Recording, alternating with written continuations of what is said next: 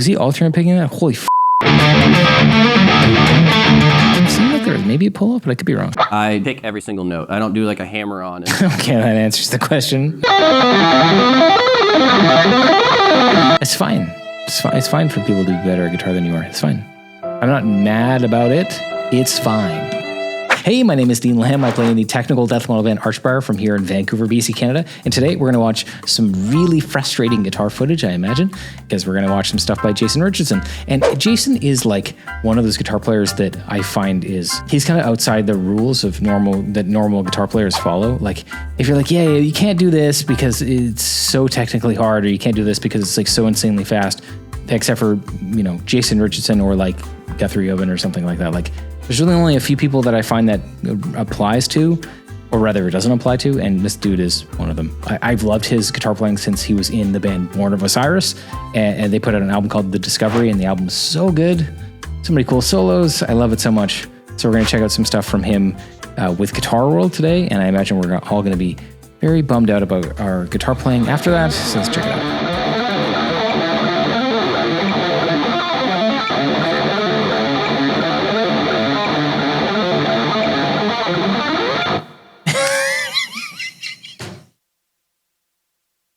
Okay, let's watch that again.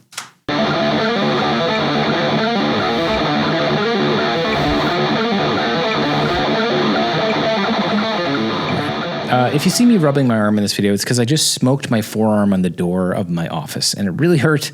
And surely that'll be the reason why I can't play any of this stuff, no doubt. Today we're going to continue on the similar topic as last time, where we're building guitar parts off of instrument, like other instrumentation, programming, or synths, or anything like that. So that's really cool. Oftentimes I listen to like old Super Nintendo music, like Bowser's Castle music from Super Mario World, and it's arpeggiated in a really cool way. I thought it'd be really sweet to be able to play that on guitar, and then I'll try it. I'm like, ooh, I don't know. But to take it and actually put it into a song like this, and wear such a huge fucking watch, like this guy has like a chunk of a watch on his wrist, and he's playing this crazy stuff. Like, what are you doing? But yeah, taking like other instrumentation and making it into a riff is really cool. Yeah, maybe I should do that more. This video is brought to you by Sweetwater Music. They have everything you could possibly need. And I've actually put together a list with them of all the stuff that I love to use, all available through their website. And that's over in the description down there. So go check it out. Guitar preamps, strings, picks, microphones, cameras, anything that they have that I love, it's on that list. So go check that out. Thank you so much. On to the video. For this example, what I did was, this is the same synth that I got from that Hans Zimmer class. And when I opened it up, I was poking through all the sounds, checking out everything, and there was this arpeggiator in there that I found. And then I tinkered around with all of like the LFOs, oscillators, all of that stuff to get it sounding a little bit different from the stock patch. And I changed the notes entirely in the arpeggiator as well. I just got curious, like I just had this idea that popped into my head that I was like, oh, I wonder what this would sound like if I figured out how to play this arpeggiator on guitar. The arpeggiator is obviously going up and down crazy octaves and all of this stuff, so I had to kind of work around that to apply it. It is kind of cool to think about the octave spread of an arpeggiator and then applying that to guitar. It's pretty cool because you can get, like, especially with like hybrid picking and stuff like that, where you make like big jumps. You can get some big octave jumps, but it does get a little tricky when you start to do more than one octave. It does get a little tricky when it's more than one octave, but yeah, one octave is okay. I'm going to play it slow for you guys first, but the way the riff ended up coming out was like this.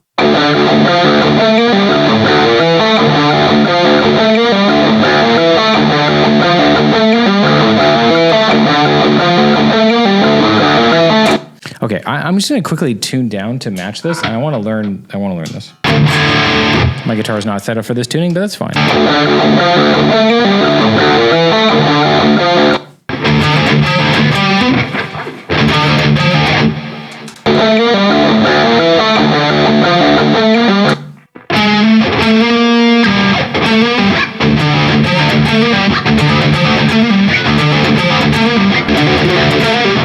Okay, that's not too bad, but he plays it a lot faster than that and with a bunch of other stuff.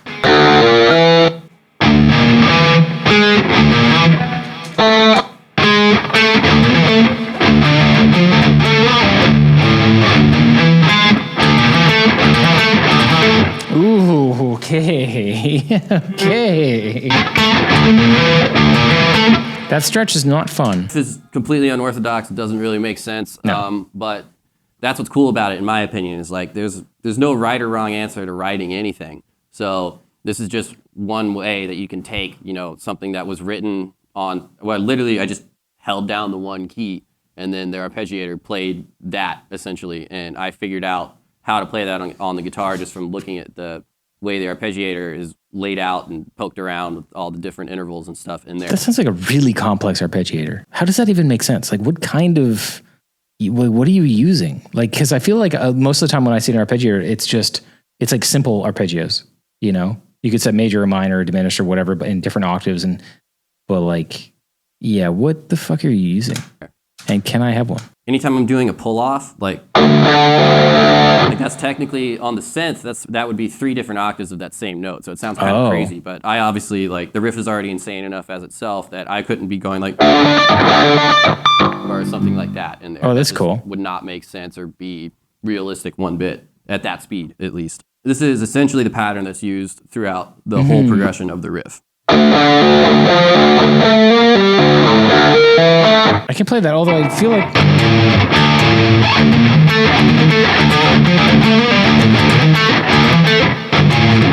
What is the low note that he's playing? I can't feel it. Boom, boom. Is that not it? I think that's it.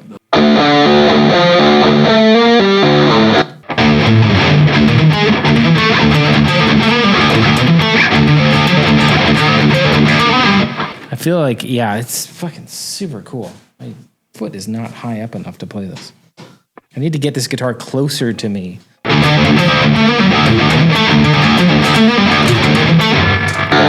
that's cool.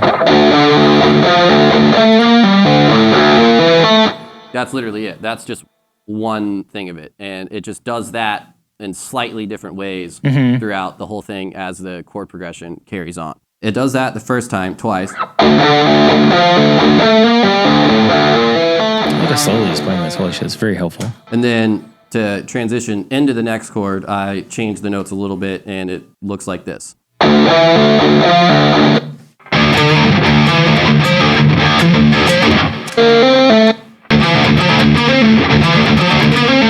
Oh my god.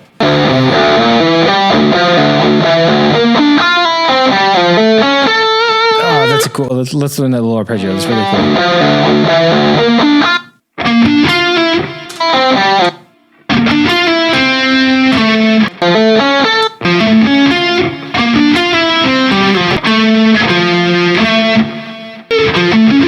Does he skip a string? Oh, come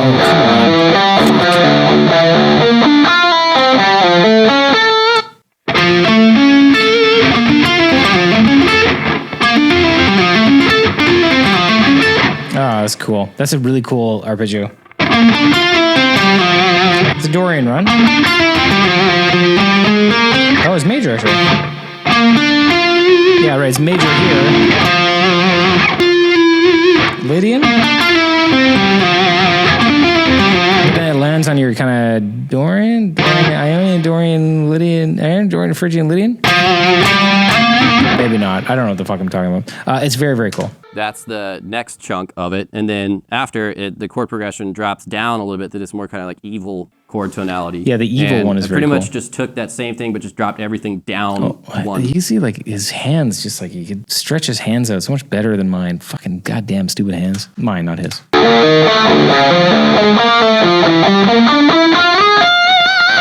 I hope you're not expecting me to learn this. This is fucking wild. The cool thing is that when I learned part of this riff like a couple years ago, and I was like, oh, I'll pick everything. And I'm very glad to see him hammering on and doing pull-offs and stuff like that, which is kind of a little bit more heartening, a little bit less frustrating, but it is fucking wild still.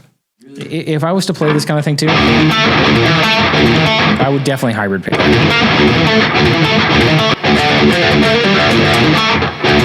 I never get that. That pinky nose would go.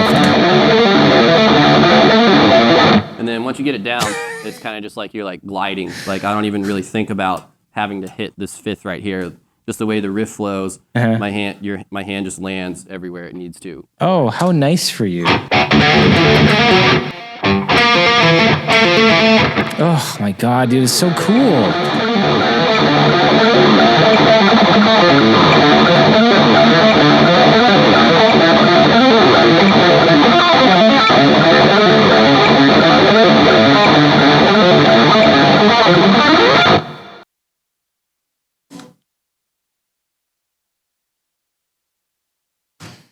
Okay, whatever.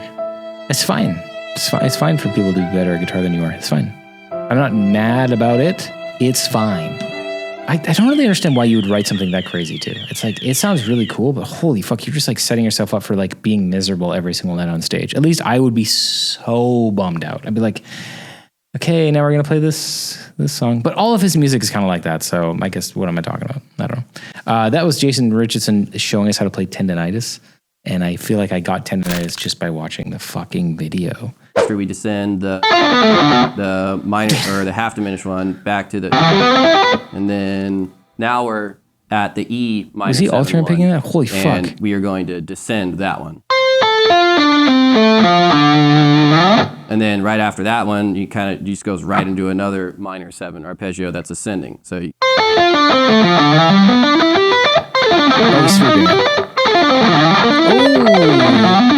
Oh! Okay, hold on. You can't just do that and fucking. After that one, what are you doing? Just goes right into another minor 7 arpeggio that's ascending. So.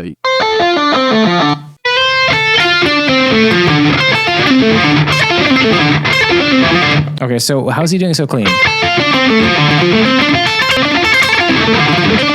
Yeah, he's getting less picked notes than I am. I'm getting some extra picks.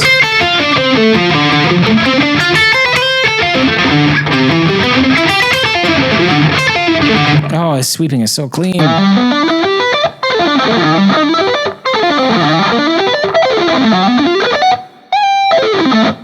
This is another good example. I wonder if he's doing any hammer-ons or pull-offs there. It seemed like there was maybe a pull-off, but I could be wrong. Of eliminating barring from some arpeggios. Yeah, he's all about that. So this major 7-1 right here, for example. Another thing too is like, even when I'm playing these shapes lightning fast, I pick every single note. I don't do like a hammer-on. Okay, that answers the question. An octave up. But typically too, sometimes I feel like most players would be like, oh, my finger's already right here. I'm just going to bar this right here. Major third interval. So the way you eliminate that is by, instead of what you would naturally feel like would make the most sense, you use your middle finger right here and then roll. You're going to grab, after the 7th, you're going to grab the root with your ring finger. Yeah. So that way your middle finger is free to grab that third. Why? Up after. What the fuck? Why?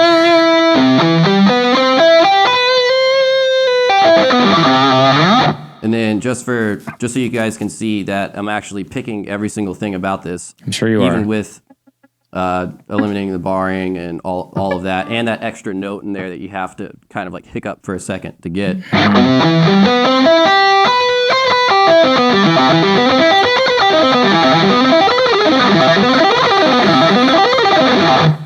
That's a fun arpeggio.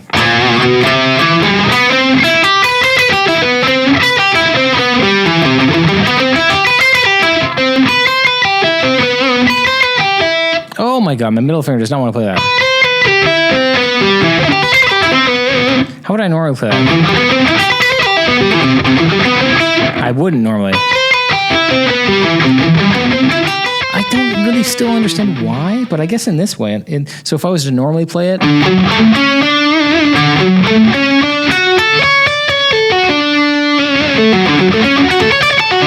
Yeah, the bar might be kind of tough.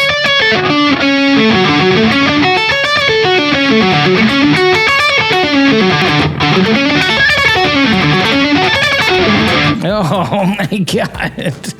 All right, that's enough Jason Richardson for today. Thanks for watching.